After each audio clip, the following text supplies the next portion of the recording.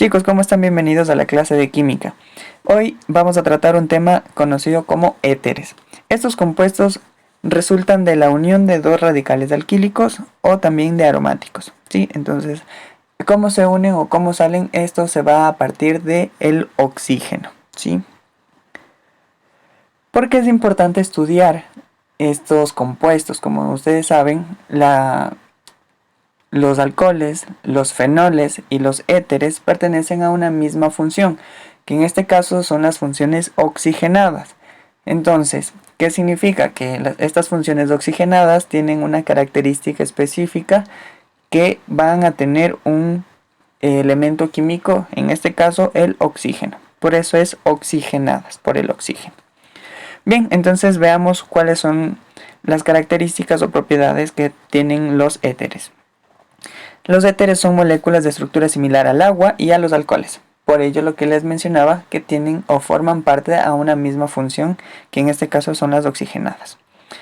Los éteres presentan unos puntos de ebullición inferiores a los alcoholes, aunque aquí es la diferencia, o más o menos la similitud, aunque la solubilidad en agua es similar. Son muy parecidos justamente porque pertenecen a la misma función, porque tienen casi las mismas características, actúan muy parecido. En cuanto a las aplicaciones de estos compuestos, la más utilizada es para disolver aceites y grasas. En este caso podrían ser como desinfectantes o como limpiadores en el aspecto de cocina, por ejemplo. Ahí se utiliza muchísimo estos productos de éteres para limpiar residuos que posiblemente se manchó al momento de cocinar con aceites, o incluso en mecánicas que usan muchísimo la grasa. Y obviamente este tipo de grasas también hay diferentes, ¿no? Como ustedes saben, nosotros estamos conformados por lípidos, carbohidratos, y también de alguna manera ustedes saben que esto abunda en el reino vegetal, también como obviamente en el animal. Y de aquí vamos a partir al siguiente tema de la clase, pero centrémonos por este momento aquí. Bien, entonces, ¿cómo vamos a nombrar o cuál es la nomenclatura para los éteres? Lo vamos a hacer de la siguiente manera. Son dos pasos muy sencillos completamente, así que empezamos. Veamos. La regla número 1 es que se toma como cadena principal la de mayor longitud. Bueno, eso ustedes ya lo saben, la que tenga mayor número de carbonos. Y se nombra el alcoxi como un radical sustituyente. ¿Qué quiere decir? Veamos. Entonces, aquí nosotros podemos observar que a partir de este oxígeno que encontramos acá, a partir de este oxígeno, un minutito, sí, listo. Tenemos que separar para poder nombrar. Ubicamos primero el oxígeno, luego identificamos este grupo de acá, que es un CH3, y digo que, si tengo un CH3, ¿cómo nombraría? Es un radical metil, pero se está uniendo a un oxígeno, ¿cómo lo llamaría? Al momento de unirse con un oxígeno ya no es un metil, sino es un metoxi, ¿sí? Por el oxígeno. Met de metil y oxi de oxígeno. Entonces es por ello que se lo conoce como metoxi. Y simplemente identificamos el otro radical, o por decirlo así, la cadena principal, que en este caso tiene dos carbonos. Para dos carbonos, como nombro, pues simple, es un etano, ¿sí? Entonces es por ello que tengo este de acá, ¿sí? Nada más. Ejemplo, otro. Acá tengo un OH aquí y tengo dos carbonos acá. Entonces, si tengo dos carbonos, sé que es un radical etil. Pero como este radical etil se une a un oxígeno, ya no es un etil, sino es un etoxi, ¿sí? Etil de et y oxi de oxígeno, ¿sí? Entonces es por ello. De ahí simplemente identificamos la cadena principal, normal. En este caso tengo dos carbonos, y para 2 carbonos su nombre de un alcano normal pues es un etano, ¿sí?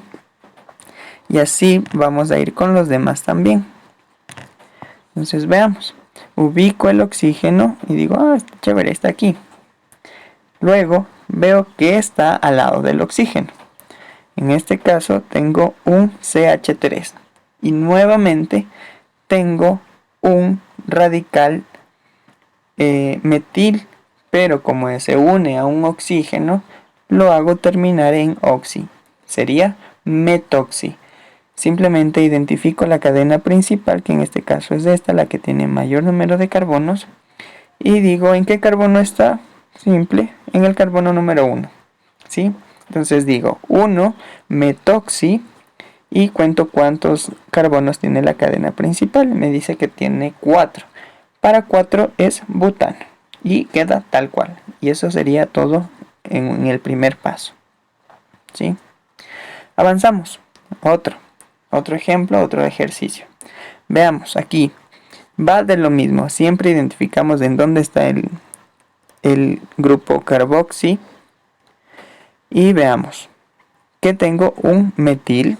Ok, si digo que ya tengo un metil, sé que ya no lo voy a hacer terminar en il, sino en oxi, porque se une al oxígeno.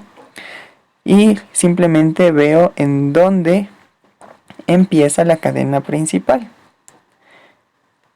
Y tenemos esta que es la cadena principal. Después, ¿qué hacemos?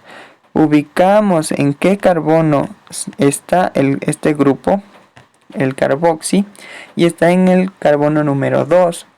Luego simplemente nombro al carbono y me queda de esta forma, metoxi. Simplemente al final nombro la cadena principal como un alcano normal. En este caso me dice que tengo 5 carbonos y para 5 carbonos es un pentano. Bien, por el momento este ejercicio lo vamos a dejar ahí, si no lo vamos a resolver. Ahora, hay otra forma de poder nombrar estos grupos de éteres, ¿sí? Entonces, por ejemplo, la nomenclatura de éteres consiste en nombrar alfabéticamente los dos grupos alquilo que parten del oxígeno terminando el nombre en éter, ¿sí? ¿Qué quiere decir? Ubicamos al oxígeno y lo que está a la izquierda identificamos qué radical es. En este caso es un metil. Y luego vamos a la derecha, identificamos qué radical es. Este caso tiene 2 carbonos, para 2 carbonos es un etil. Simplemente lo ordenamos o nombramos en orden alfabético, empezando por los radicales. Entre el metil y el etil, ¿cuál va primero?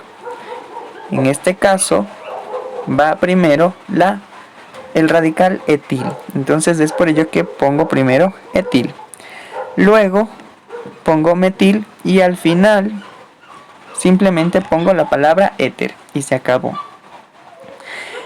Ahora, ¿qué pasa con el siguiente ejemplo?